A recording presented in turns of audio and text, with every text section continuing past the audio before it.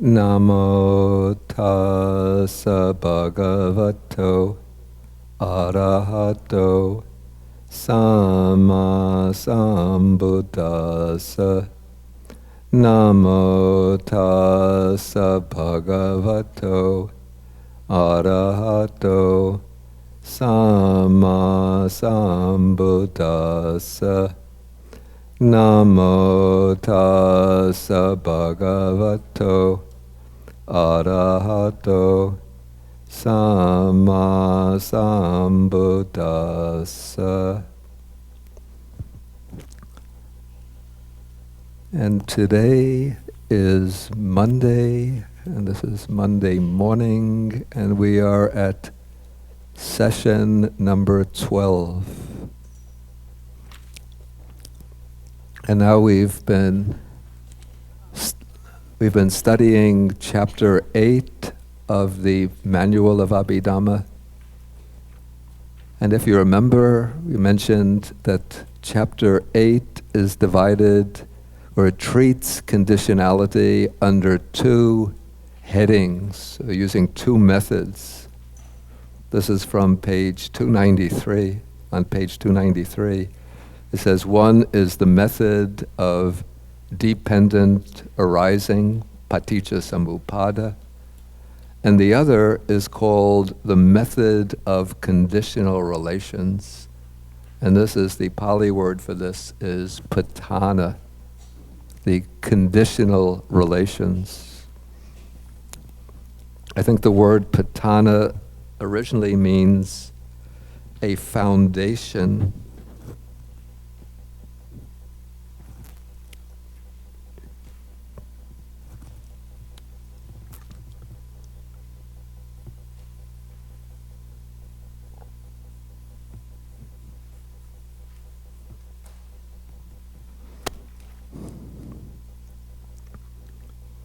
Or maybe we could even take it in the sense of a framework. And this is also the name of the last book of the Abhidhamma, Pitaka, the canonical Abhidhamma, which I say it's the last book, but to publish it, it will come out in about 5 or 6 volumes of maybe each volume about 500 pages. And it's said that that is an abridged version because they didn't work out all the permutations to make it easy. So if you work out all the permutations, maybe it comes to about 20 volumes. And this is considered to be, in the Theravada tradition, this is considered to be like the high point of the Abhidhamma. And it's extremely, as you can imagine, from even 5 volumes, extremely complex, very, very intricate. And originally I wasn't going to treat this topic, thinking, oh, it's too complicated, too difficult. But Boe said, oh, you have to treat the 24 conditions.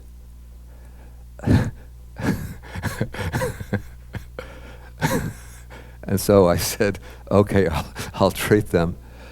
But the way the conditional relations is explained in the Manual of Abhidhamma, it's too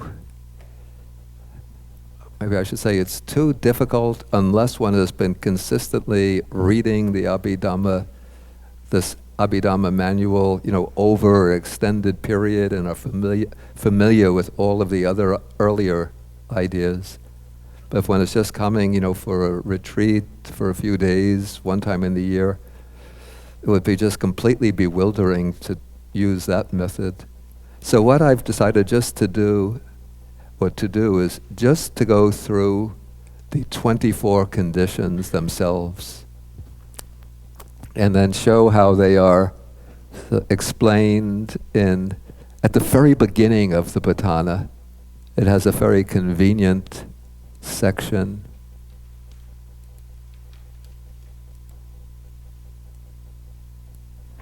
You can see here from the table of contents, the other books of the Abhidhamma, 1 volume each. Yamaka is 3 volumes, Patthana is 5 volumes.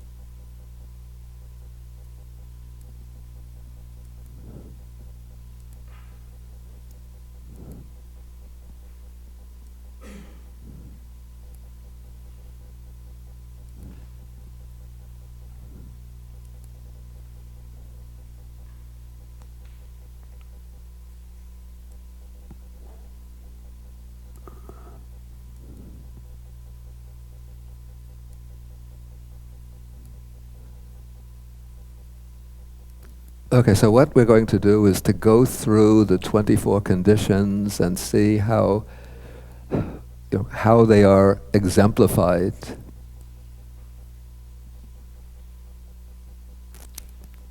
And again, I have to say that this is a partly simplified account because I'm going to be citing the most prominent aspects of each condition, but avoiding all of the complex details. Okay, so the first is called a root condition.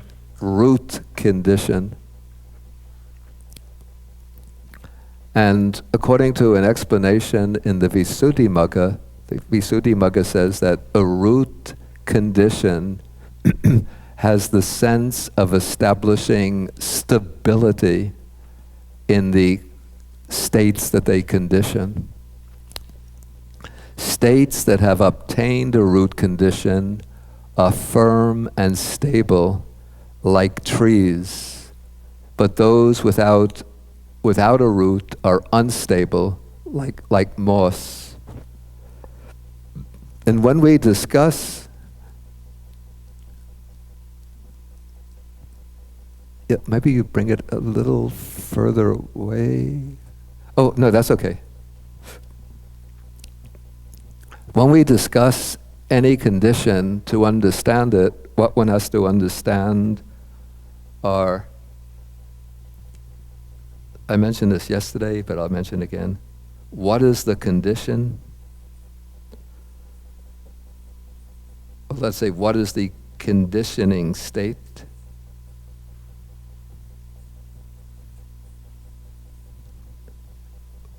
What are the conditioned states?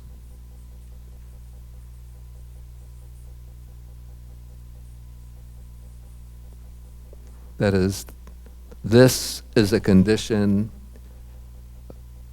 Under this heading, we list what are the states, the dhammas, the phenomena that are functioning as the condition. What are the conditioned states? What are those things that depend upon these as their condition? And then what is called the power of the condition.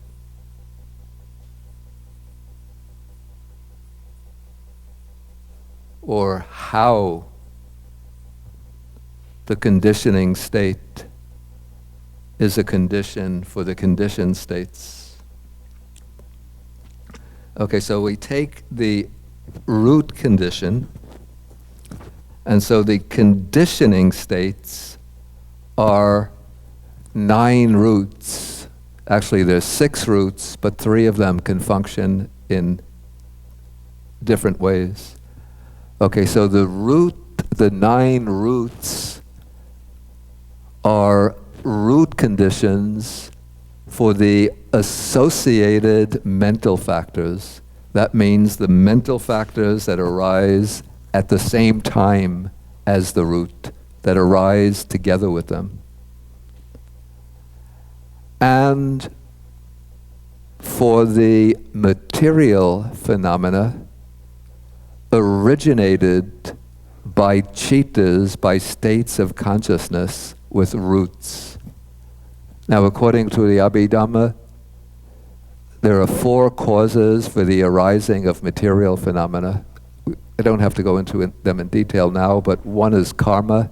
For example, the sense faculties, eye, ear, nose, tongue, body, are the products of karma.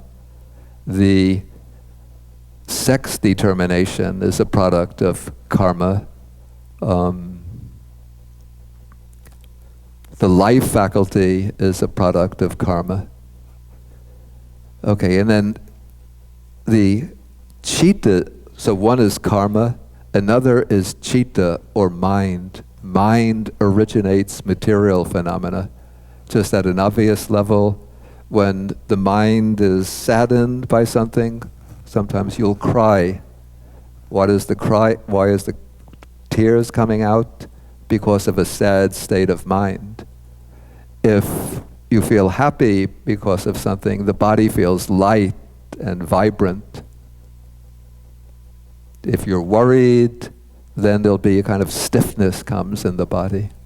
So you can see that there's this, they're studying this, and they call it psychosomatic medicine, the impact of the mind on the body. Okay, so the 9 roots, so we have the 3 unwholesome roots, that's greed, aversion, and delusion, are root conditions for the unwholesome chittas. That is, in all of the chittas that arise connected with greed, with hatred, with delusion, those 3 unwholesome roots are conditions, root conditions, for those unwholesome chittas. Also, they're root conditions for all the other mental phenomena associated with those roots.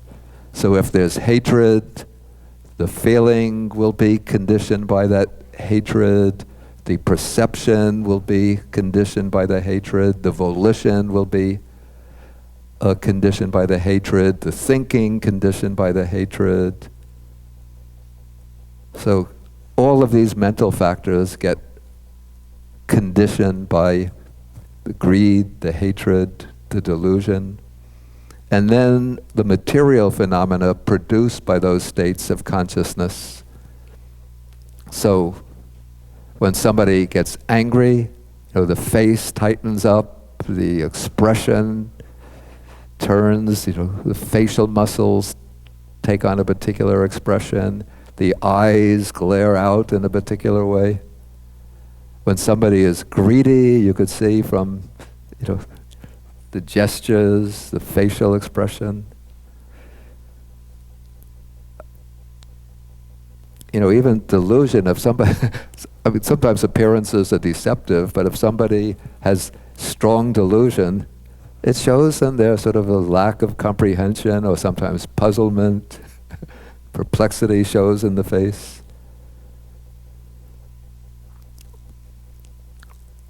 Okay, so the 3 unwholesome roots are root conditions for the unwholesome chittas, the other chaitasikas, and material phenomena produced by those states of mind. Then there are the 3 wholesome roots, non-greed, non-aversion, and non-delusion. Those are root conditions for the states of consciousness associated with them, for the other chaitasikas. So when there's generosity, then the citta is suffused with generosity, the perception, the feeling, the intentions, everything else gets stabilized by that root condition. And also for the material phenomena produced by them. So that's for the wholesome roots of non-greed, non-aversion, non-delusion. Then in the arahat and in certain resultant states of consciousness, there are roots, but those roots are not karmically wholesome, but they're considered indeterminate. In the case of the results, these would be the results of wholesome states of consciousness. For example, somebody is born as a human being, that's a result of a wholesome state of consciousness. And suppose they have the 3 good roots in their rebirth consciousness. So they have non-greed, non-hatred, non-delusion in the rebirth consciousness. So that is a resultant state of consciousness, neither wholesome nor unwholesome, conditioned by the 3 beautiful roots, which are karmically indeterminate. And the arahat also has always in his activities non-greed, non-hatred, non-delusion, but technically they're not considered wholesome because they don't create any karma.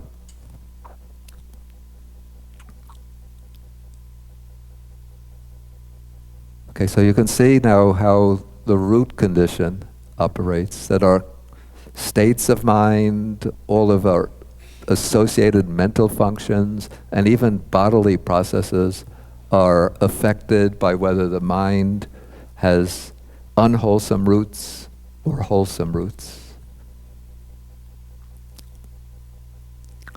Okay, the next is called the object condition. And this is a very broad category because virtually anything, well, actually maybe absolutely everything, can become an object. So each of the 5 sense objects is an object condition for its respective consciousness and the associated mental factors. So visible form is an object condition for I consciousness and the mental factors going along with I consciousness. Sound is a condition, object condition for ear consciousness and its mental factors. And so with each of the other senses. Okay, then all 5 sense objects can be the object condition for the mind element, what's called the manodhatu. Again, this is a somewhat technical point, but one function of the mind element is to turn to any of the 5 sense doors when an object enters that sense door. So this is called the 5-door inverting consciousness. I use the example, maybe I didn't use it this time. Okay, if somebody is knocking on this door, then it's just like I turn my attention there. If somebody is knocking at the front door, then my attention goes there. If somebody is knocking at that side door, then my attention goes there. Actually, we have 5 doors here. 1, 2, 3, 4, 5. Eye, ear, nose, tongue, body. Okay, so wherever somebody's knocking, I turn my attention to that door. So the 5-door inverted consciousness is exactly the same. When forms start to come in, at the very beginning of the process, that 5-door inverting consciousness turns to that particular sense door. And then it takes the object appearing at that sense door. So it can take all 5 sense objects. And the mind element also performs the function of receiving the object after it's passed through the initial moment of sensory consciousness. So the receiving consciousness will receive forms, sounds, odors, tastes, tactile objects. But it's limited to the 5 sense objects. It can't take any more complex object.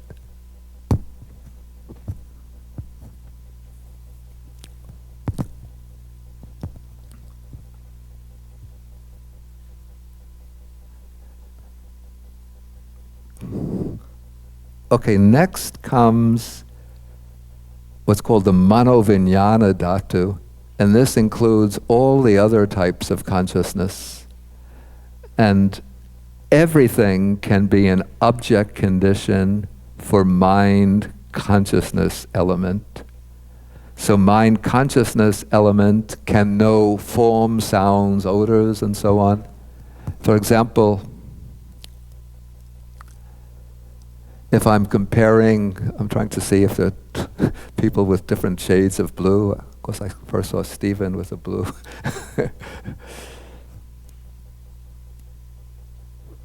Okay, different shades of blue. That's a visible form.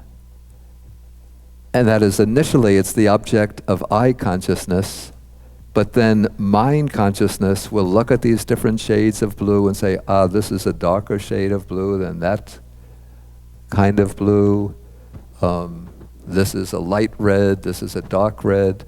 So mind consciousness element is taking different forms, visible forms, as its object. Mind consciousness element also through the ear. If somebody calls you, what the ear consciousness picks up is just the sound, but mind consciousness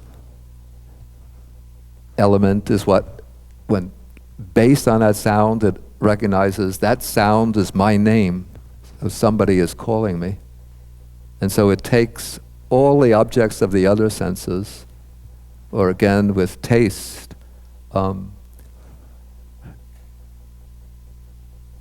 the tongue consciousness just picks up the taste itself, but maybe mind consciousness will judge, this is too salty, put in a little more water. There's if you're in Sri Lankan cook, then you think, not enough chili powder in this curry, put in more chili powder. Okay, but mind consciousness element also takes purely mental objects.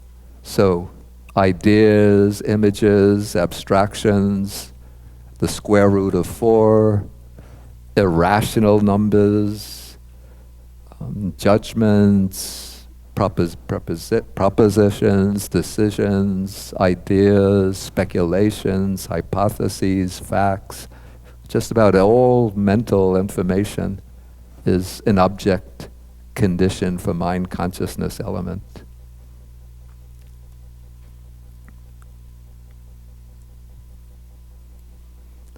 Okay, the third is predominance condition.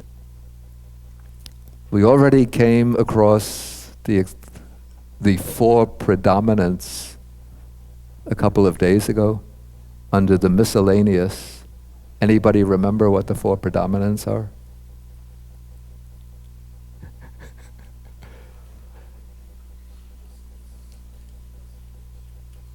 Okay, good. Okay, so we have, well, actually they're on the board right there. Okay, desire, energy, mind, and investigation. Oh, actually, I was going to say that there are 2, that the predominance condition is a factor that plays a dominating role in the mind. And this is of 2 types. There's one is a set of 4 mental factors which can play a predominant role in the mind, a dominant role in the mind. So I call this mental factor predominance. The literal term means co-arisen predominance. But these are 4 mental factors which become predominance only when they take on a dominant role in the mental activity. On ordinary conditions, just if I have a medium level of desire, energy, there's always consciousness or some investigation. They're not predominance. But if they become like we call the driving force of mental activity, like the businessman who has the desire to become the CEO of his company, and so that desire drives him to work very efficiently in order to get that promotion. Or somebody undertakes a task and works with a lot of energy. In that case, the energy becomes the predominant. Exactly how chitta becomes predominant, again, it's a little bit unclear to me. The only thing I can conjecture is that just through perhaps this comes out of sort of the Buddhist meditative perspective, that when the chitta becomes very pure and clear and strong, then the chitta becomes the predominant in developing especially certain supernormal powers. And then investigation, when somebody is investigating and examining something very keenly in order to understand something precisely, then that investigation becomes the predominant condition for the chitta and for all of the other mental activity. And so these 4 mental factors become predominance conditions for all the other mental factors in the citta and the material phenomena produced by that citta.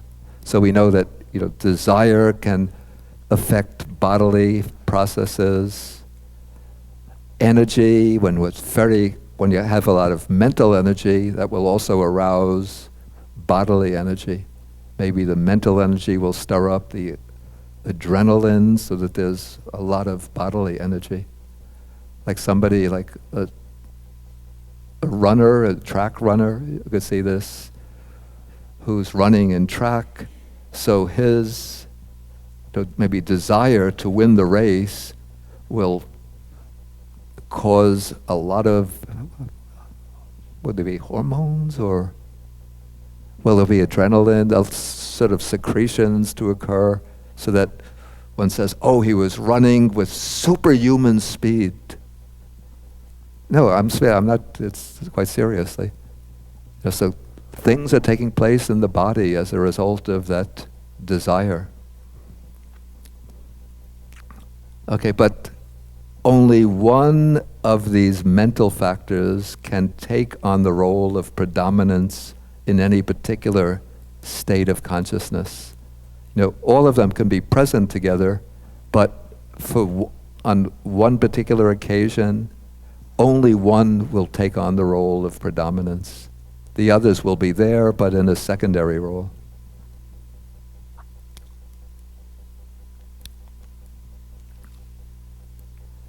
Okay, then the second type of predominance condition is called object predominance condition. And in this case, an especially attractive or interesting object can be an object predominance condition for a citta and its chaitasikas. For example, when, say, I'm walking down a road, many visible forms are coming into my range of perception, and they become objects of the citta, objects of the mind, but they're not playing a predominant role. But suddenly, if I see a friend that I haven't seen for years walking down the street, then he becomes the object condition of the citta, and because this is a good friend that I haven't seen in a long time, my mind becomes focused on, I'm going to meet him, I'm going to meet him. So then he's becoming an object predominance condition. So it can be an attractive object, maybe also a repulsive object. Like that troublemaker is walking down the street, the one who made so much difficulties for me when I was in the second grade elementary school, and now he's coming down the street, and there's a lot of sort of anxiety and fear about meeting him comes. But it's becoming something which is dominating the mind, so it's a predominance condition.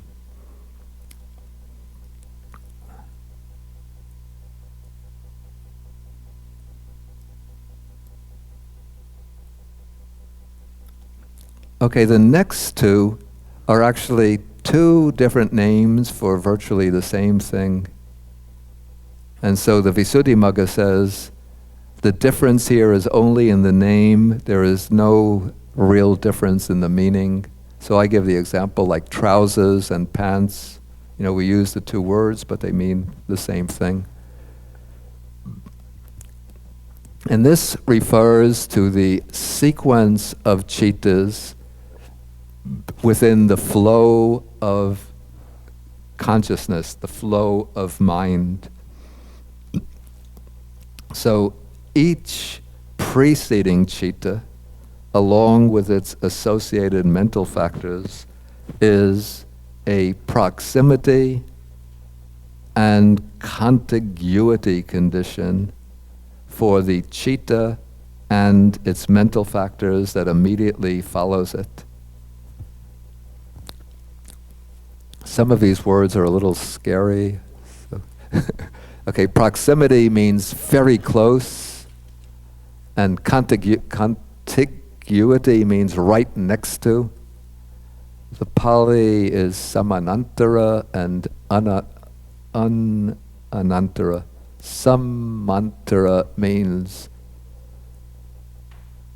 right next to, And anantara means without anything in between. And so we have, maybe if you look at the manual, let me get the page. In chapter 4, where we have the diagram of the, in my edition it's page 155.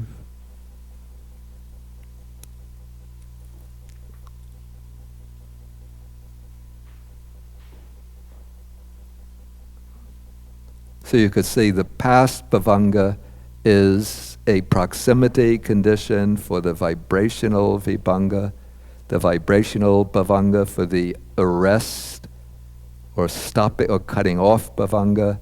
That's the proximity condition for the five-door adverting, that for the I consciousness, that for the receiving consciousness, that for the investigating, that for the determining, that for the first javana, the first javana for the second, that for the third, for the fourth, for the fifth, for the sixth, for the seventh. The seventh is the proximity condition for the first registration. The first registration is the proximity condition for the second registration. The second registration is the proximity condition for the drop back into the bhavanga. And each bhavanga citta is a proximity condition for the next bhavanga. So this is it's the bum bum bum bum bum. Each one in succession, a condition for the one that follows immediately.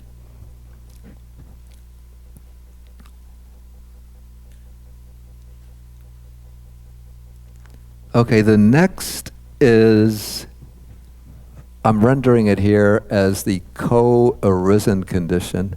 I think in the manual, it's maybe we followed the Venerable Nyanamoli in translating it co-nascence condition. You know, there's an old Indian language in which the Buddhist texts are preserved. It's called Buddhist hybrid Sanskrit. These are texts, they have features of an older language, something like Pali, which has undergone a process of partial Sanskritization. Or actually, it's a kind of Sanskrit which preserves features of another related language, a language like Pali. So we have this, the scholars came up with the designation for that language, Buddhist hybrid Sanskrit. Now we've developed something that's been emerging, I call it Buddhist hybrid English. Out of curiosity, I did a search on the internet using the quotation marks, co-nascence, and I think all of the references that came up on Google were quotations from Bhikkhu Nyanamoli's translation of the Visuddhimagga or other works that sort of spin off that translation. But co-nascence, the Pali is actually much simpler in meaning than the English. Saha means along with, jata, born. So what is born along with or arisen along with. So I call it co-arisen condition.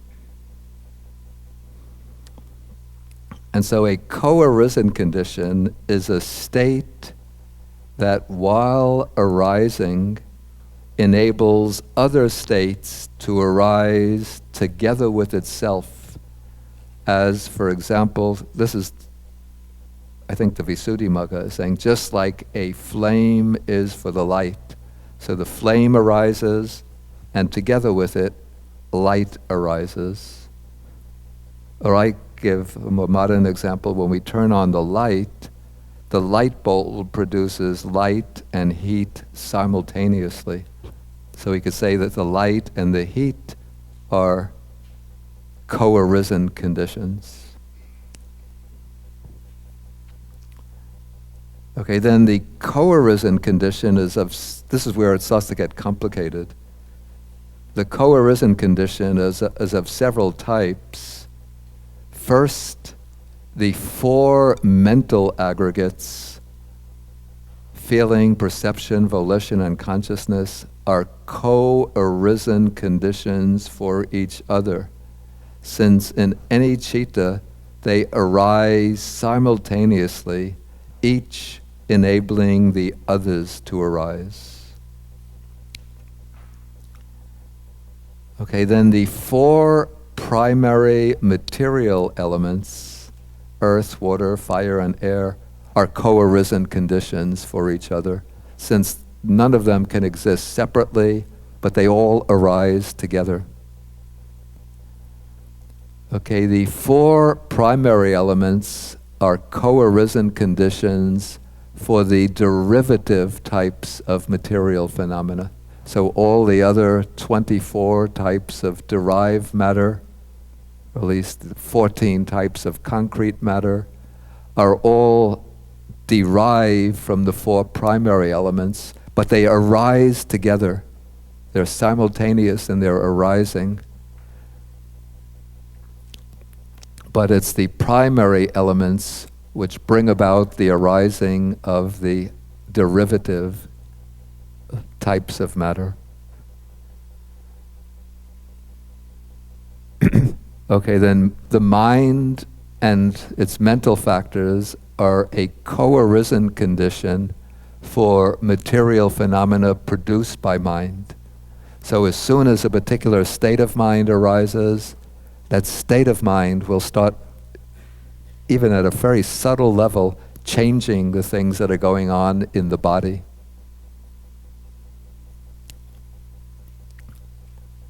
Okay, and then at the moment of rebirth, this is the moment of rebirth linking or reconnection, the moment of conception. Mental and material phenomena are co-arisen conditions, since in all of the realms of existence where there's matter, mind can't arise without the accompanying physical body, and the physical body isn't a body unless it's conditioned by mind.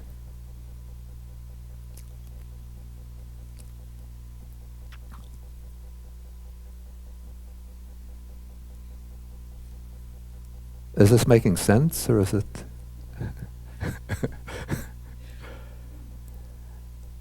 Okay, now we come to something called mutuality condition. And this is said to be the relationship between things that not only arise simultaneously, but in their arising support each other. Then the Visuddhimagga says, a state that assists by means of mutual arousing and sustaining is a mutuality condition. And then an analogy, okay, that I would give here. We have the tripod here with the camera on the tripod. So each leg supports the other two legs and helps the other two legs to stand. And now this is where the conditions are somewhat intricate, because some of them, we could say, are incorporated under other conditions. And so mutuality condition is actually a subdivision of the previous one, the co-arisen condition. So we could say that the co-arisen condition is a broader category, and within the co-arisen condition, one section of it is the mutuality condition. So we could maybe depict them as concentric circles.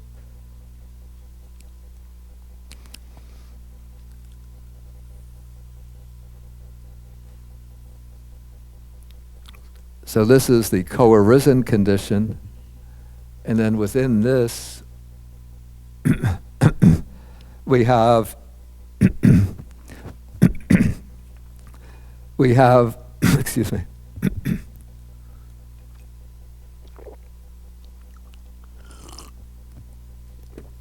Within the co-arisen condition, we have the mutuality condition.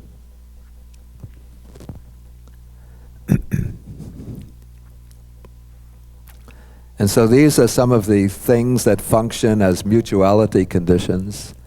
So all four mental aggregates are mutuality conditions for each other, since they support each other equally. It's like the four mental aggregates: feeling, perception, volitions, consciousness, all support each other. You can't have one without the other. The primary material elements are also mutuality conditions, again because they all support each other. Each contributes to the functioning of the others.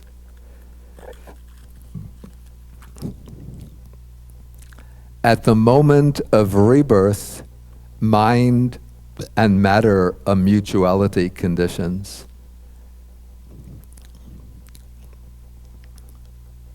Because,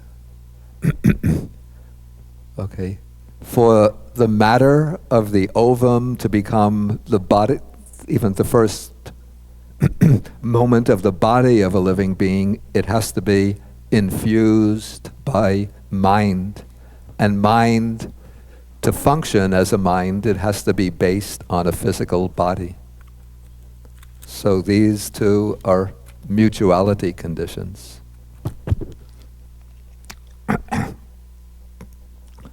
Okay, now mind, these are, maybe I should put a paragraph break here. These are cases of co-arisen condition which are not mutuality conditions. So mind is a co-arisen condition for the matter produced by mind, because the state of mind causes that matter to arise. But the matter is not the condition for the state of mind. Like when I get grief-stricken, I shed tears, so it's my grief causes the tears to flow. But the tears don't cause that same state of mind to become sad.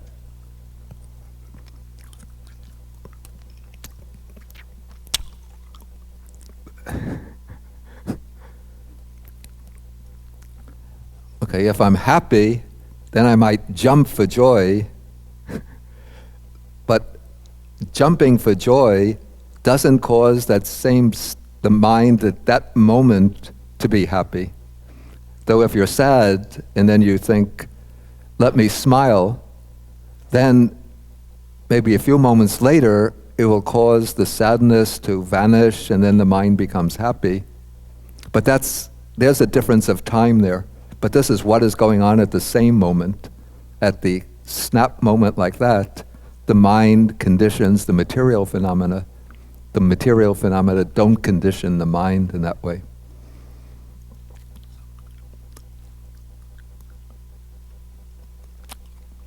And then the primary elements are co-arisen conditions for the derived types of matter, like color, odor, and taste.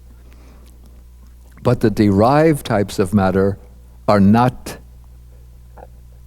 mutuality conditions with the primary elements, because the derived matter depends on the primary elements, but the primary elements do not depend on the derived matter.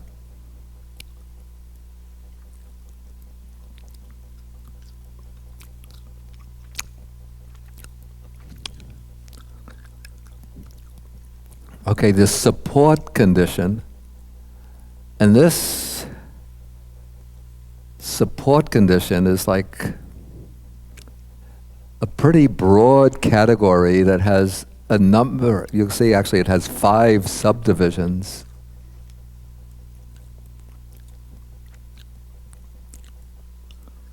And they seem to be quite distinct. So the term support condition seems to be used almost like an umbrella term that covers quite several groups of quite different secondary conditions. Okay, but the idea under the concept of support condition, the metaphor here is that of one thing supporting another. For example, the way the earth is a support for the trees, so all of the vegetation grows based upon the earth. Or the canvas is a support for a painting. So the canvas can exist without the painting, but no painting without a canvas or some support. And the chair, we could say, is a support for the body. So we sit supported by the chair. So we have several subgroups here. So we have, again, the four mental aggregates for one another, since they support each other. The four primary elements for one another. Mind and matter at the moment of rebirth. And this is a new one in our little survey here. Each of the 5 physical sense bases is a support for the corresponding type of I consciousness. So the I, or the sensitive matter of the I, is a support condition for I consciousness. The material of the ear is the support for ear consciousness. And so the sensitive matter of the body is the support for body consciousness. Okay, and then it's said in the Patana, that's the canonical Abhidhamma, that there is a kind of material, there are certain material phenomena that are the support for mental consciousness. Then the commentaries say that that material phenomena that is the support for mental consciousness is the heart base. But if you're not happy with that and think it's just old, a mistaken belief, mistaken physiology, ancient physiology, maybe today you could say the brain and nervous system is the material support condition for consciousness.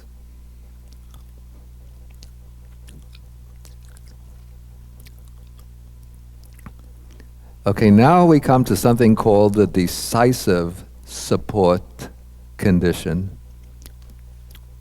So just above we had the support condition, which is in Pali, this one, number 8, is called nisaya. And the decisive support, or strong support, is upanisaya. The prefix upa must give a flavor of strengthening to the word nisaya. So this is said to be a strong supporting condition, a condition that plays a decisive role in giving rise to the conditioned states. So this is of several kinds. One is called object decisive support. So this is an object to which one gives importance, an especially attractive or interesting object. Basically, this condition is the same as the object predominance condition. It's just that the way it's functioning as a condition is considered from different points of view. So if we consider it from the point of view of dominating the mind and mental activity, then we call it an object predominance condition. If we consider it from the standpoint of being a strong or powerful support for the mind and the mental functions, then we call it an object decisive support condition. So for example, if I like the music of Mozart, then when I hear some piece of music by Mozart, then that music becomes an object decisive support for the consciousness that hears it. But somebody else likes, who are the big ones these days? What, Taylor Swift? Madonna, is she in or out?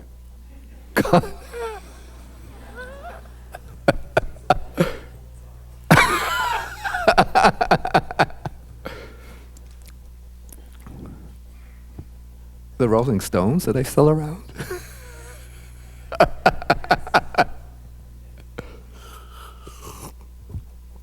Okay, so somebody who likes Taylor Swift, they hear Mozart, boring.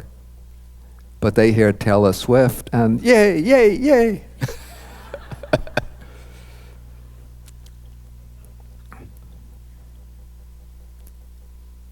Okay, so this is object decisive support. Another type of decisive support is called natural decisive support. And this seems to cover almost anything that acts as a motivation for action. Okay, so if I want to become rich, that desire then becomes a natural decisive support for striving hard in business in order to earn a lot of money. If I wish to help others, this becomes a natural decisive support for me to undertake actions that benefit others. If I have confidence in the Buddha Dharma, then that confidence becomes a natural decisive support for receiving the precepts, studying the Dharma, practicing meditation. So almost anything that serves as a motive for any kind of action is a decisive support condition. But looking from the Abhidhammic analytical point of view, we say it's a decisive support for the chittas that arise through that motivation.